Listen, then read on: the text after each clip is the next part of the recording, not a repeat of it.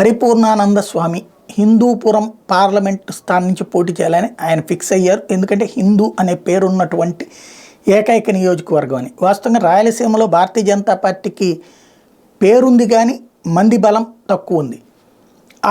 అట్లాంటి నేపథ్యంలో అనంతపురం లాంటి చోట్లయితే చాలా కష్టం. కానీ ఆయనకి ఒక స్వామీజీగా ఉన్నటువంటి శిష్యగణం కావచ్చు, ఆ ప్రాంతంలో సామాజిక సమీకరణాల రీత్యా తను గెలవగలనన్నటువంటి నమ్మకంతో తను పోటీలోకి దిగుతానని ప్రకటించడం, ఇంతకుముందే జాతీయ నాయకత్వం కూడా గ్రీన్ సిగ్నల్ ఇచ్చిందన్నటువంటి కాన్సెప్ట్ వినబడింది. ఇప్పుడు ఆయన ఒక పక్కన తన పని తను చేసుకుపోతున్నారు. బట్ ఆ సీటుకి ముగ్గురు పోటీ పడుతున్నారు.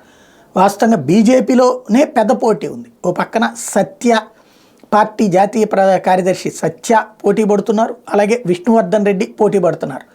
పొత్తులో ఒక ఎత్తు, పొత్తు లేకపోతే మరొక ఎత్తు. పరిపూర్ణానంద స్వామి అక్కడ తన పని తాను చేసుకుపోతున్నారు. తాజాగా చూసుకుంటే అక్కడ మొన్ననే చెప్పాను నేను, ఆయన గ్రౌండ్ లెవెల్కి వెళ్ళిపోతున్నారు.